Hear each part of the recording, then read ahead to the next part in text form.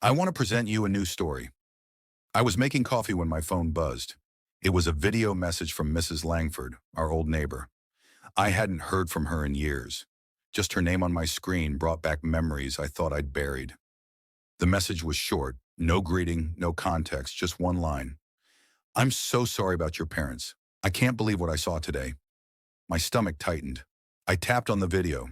It was a church, a familiar one.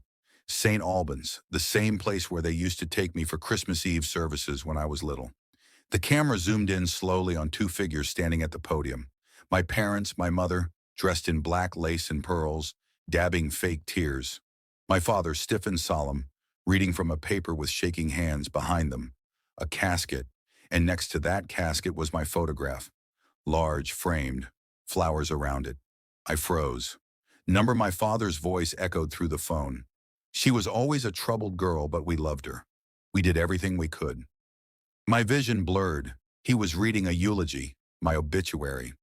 Though she left this world far too young, we pray her soul finally finds peace. What?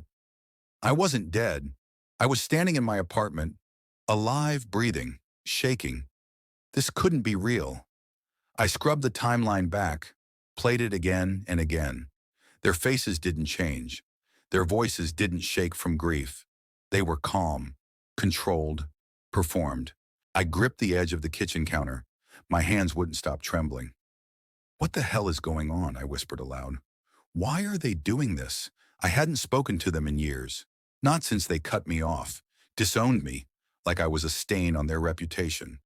But to hold a funeral, to declare me dead, the more I watched, the colder it got. My mother mentioned how tragic my accident was. There was no accident. My father talked about my final years spent in isolation. I was working, living, surviving. They knew that. They had to. So why? Why were they doing this? I sat down slowly, the phone still playing. The video ended with the camera panning to the mourners, distant relatives, family friends, even my childhood piano teacher. All there, all dressed in black, all believing that I was gone, dead. And no one had even tried to reach me. I played the video again just to be sure I wasn't imagining it. But the truth was clear. They didn't just erase me, they buried me alive. And in that moment, one thing became crystal clear. This wasn't a mistake, it was a choice. It wasn't always like this. There was a time when I believed family meant protection, loyalty. That illusion shattered 3 years ago. The day I was thrown out of my own life like trash swept under a rug. The truth? It wasn't me who stole the money. It was Elena, my younger sister, the golden child, the one who could do no wrong. She embezzled nearly $80,000 from our family's business account. She was reckless, addicted to a lifestyle she couldn't afford. When the numbers didn't add up and the books caught fire, our parents needed a scapegoat, and I was convenient. I still remember the exact words my mother hissed at me in the kitchen. Better one ruined daughter than two. My father didn't even look at me when he said it. You humiliated us. You're no longer our daughter. The next morning I was gone. No money, no explanation to anyone, just silence. I tried calling, texting. I sent letters. Nothing. My number was blocked. When I reached out to close family friends, they suddenly stopped responding. One by one, doors that had always been open slammed shut. I became a ghost not just to them, but to the entire world that had once known me. Eventually, I did what broken people do. I left. I moved abroad, took a job in a cafe, changed my number, learned to live quietly. I didn't post online. I barely spoke my name. But even then, deep down, I held on to hope. Hope that someday, someone, anyone would call, ask if I was okay, tell me it had all been a mistake. That day never came. Instead, something worse did. Last year, I tried renewing my old email, but it wouldn't go through. When I contacted support, I was told the account had been deactivated due to a report of user deceased. My name had been marked as dead in their system, officially, digitally, completely. They hadn't just disowned me. They erased me. I couldn't sleep that night. The video played on a loop in my mind. Their voices, their fake grief. My face next to a casket I'd never seen. My own funeral without me. Something wasn't right, so I started digging. First, I called my aunt, Rachel, my mother's older sister. We hadn't spoken in years, but she always used to sneak me candy at family reunions. She answered on the second ring. Hello? Aunt Rachel, it's me. It's Maya. Silence. Then click. She hung up. I called again. Blocked. Next, I tried my cousins. One sent me a thumbs up emoji and never replied again. Another asked, is this some kind of sick joke? No one believed I was me except one. My youngest cousin, Sam, the one who always looked up to me when we were kids. He texted back hesitant, Maya, are you really alive? Yes. I need to know the truth. What did they tell everyone? The typing bubble blinked for a long time. Then they said, you died in a car crash overseas 3 years ago. My stomach dropped. They had a whole story. Said it happened while you were traveling, that it was too late to bring you home. Cremation, closed casket. I nearly dropped my phone. There had never been a car crash. I'd never even owned a car while abroad. Something in me snapped. I pulled out every document I had, passport, stamps, rental records, immigration papers. I had never been in an accident. I had never gone missing. So I checked the public records office online, and there it was. Maya Delacroix. Date of death, July 16th. Cause, road accident. Status, deceased. Certificate ID, ARC F9130027. They forged it. They made me legally dead. I stared at the screen frozen. This wasn't grief. This wasn't denial. This was a cover-up. But what were they hiding that was worth burying me alive? I should have stopped digging. But once you realize your own family buried you alive, you have to know why. I found my answer in a place I hadn't looked in years. Elena's Instagram. She'd gone public again, and there it was. A glittering carousel of images. White roses, champagne fountains. A diamond the size of a small planet, Elena's wedding. Everyone was there. Aunt Rachel smiling like she didn't hang up on me. My cousins clinking glasses. Even great uncle, Theo, who lived in another country and never showed up for anything. But not me. Not one mention. Not one photo. Not even a wish Maya could have been here caption. I was gone, erased like I never existed until I looked closer. In one of the photos, taken at the reception, there was a speech in progress, a toast. Her husband stood smiling, and next to him, my father holding a wine glass, speaking into a microphone, grinning under the caption, to the one daughter who always made us proud. And there it was, the switch, not just forgotten, replaced. Curious, I searched the family business registry. A few clicks and my blood went cold. The trust fund my grandparents had left for me, college, startup money, everything, was transferred to Elena 6 months after my death. Legally, quietly, she didn't mourn me. She profited off me. I stared at her smiling face, white dress sparkling in the sun, and it hit me. My sister didn't just replace me, she erased me. Enough was enough. If they wanted me dead, they were about to see just how alive I really was. The next morning, I walked into a law office with a stack of documents and a fire in my chest. Passport stamps, employment contracts, tax filings, lease agreements, flight records, proof, unshakable, unforgivable. The young attorney across the desk looked stunned. You're challenging your own death? I slid the forged certificate across the table. I'm not dead, but I plan to haunt them. He blinked, nodded slowly. Then we'll start with a fraud complaint and a motion to revoke the declaration of death.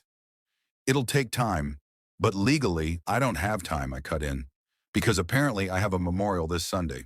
He looked up. I didn't flinch. Earlier that day, a message came through from an unknown number. Just one line. They're holding a memorial for you next Sunday at St. Albans. No name, no explanation. But I knew the church. I knew the address. It was real. And so was my plan. I stood at the window of my apartment that night, the city, lights glittering below me like sparks waiting for gasoline. They dressed me in lies, buried me in silence, pretended I never existed. But now I had a stage. Let them grieve. Let them cry. Let them perform. And when the curtain lifts, let's give them a funeral to remember. St. Albans had never looked so full. Cars lined the street like a parade of grief.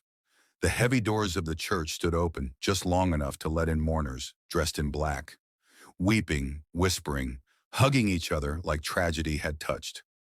Them personally I watched from across the street. Black coat, sunglasses. Still, invisible. It was surreal, like watching a play about a character who looked like me, sounded like me, but wasn't me at all. Inside, the performance had begun. The organ played something slow and tragic. Candles flickered beneath my photo, the same one they used on the fake obituary. I remembered the day it was taken. I was smiling for real.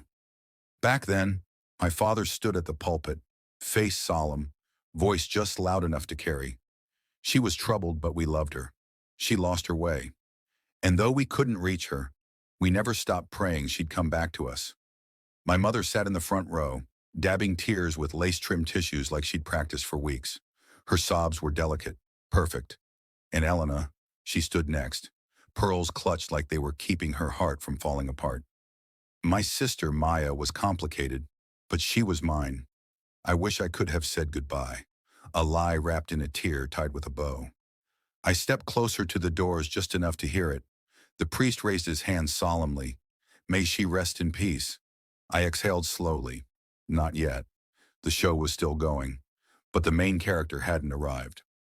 Let us now stand for a moment of silence. The priest's voice echoed through the church like a final curtain call. Everyone rose to their feet, heads bowed, eyes closed, hands folded politely over hearts. And in that breathless pause, I pushed open the doors. The sound was sharp, deliberate. Two heavy oak doors groaning open like a tomb splitting in half. The cold light from outside poured into the church, spilling down the aisle like a spotlight, and I stepped into it slowly, deliberately. Each heel strike on the marble floor echoed like a gunshot. Click, click, click. The silence cracked open. Gasps. A few people turned, then more. Whispers bloomed like wildfire. Is that it? Can't be a child's voice pierced the tension. Mom, isn't that her? I took off my sunglasses. Eyes met mine. Wide, disbelieving, terrified. My mother's face went pale. Her lips trembled. Then she crumpled. A hard, theatrical faint. Her body dropped like she'd rehearsed it. My father's mouth hung open, wine glass slipping from his fingers. It shattered against the pew. Elena. Elena locked eyes with me and froze. Her jaw clenched, her pearl necklace twisting in her grip. A half-full glass of champagne tumbled from her hand and splashed across her perfect white shoes. The priest, stunned, took a step back. I kept walking. Every eye in the building followed my steps like they weren't sure if they were seeing a ghost or a reckoning, and maybe I was both. I didn't say a word. I didn't need to. My presence was the thunder after the lie. The consequence they prayed would never come. By the time I reached the front of the aisle, the room was holding its breath. I turned, faced them all, and smiled. Let the truth begin. I stood at the front of the church beneath my own portrait. The you, same photo they used to eulogize me, to bury me. I turned to face the crowd, dozens of eyes staring at me like I'd risen from the grave. Good. Let them look. I cleared my throat once and spoke into the silence. I heard I died, but I'm here to correct the story. A ripple went through the room. No one moved. Some had phones in their hands but forgot to blink, let alone hit record.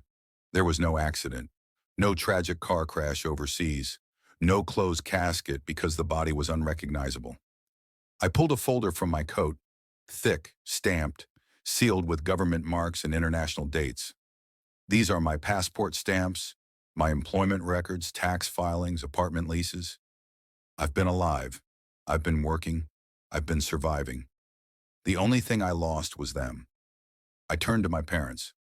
They told the world I died, faked the documents, filed a certificate, and when I was legally gone, I turned my eyes to Elena, who stood frozen, fingers clenched around her pearls.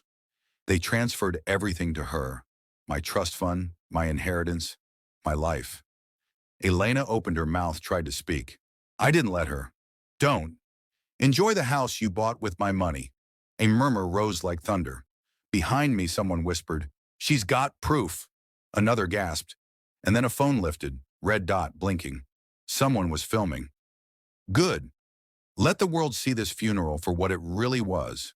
Not a farewell, a cover-up. You didn't lose a daughter, I said, staring my father down. You threw her away, and now you get to watch her walk back in. The lies were ashes, and I had just lit the match.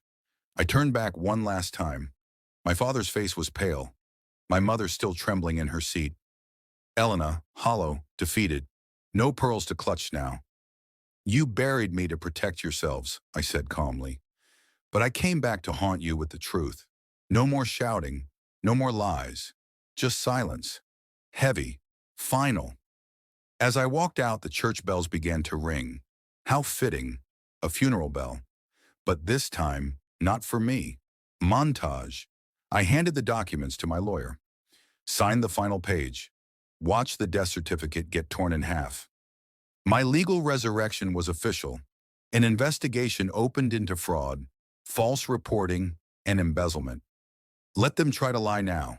Voiceover, steady and quiet. Sometimes you have to die in their world to be reborn in your own. And this time, I wasn't coming back for forgiveness. I was coming back for freedom.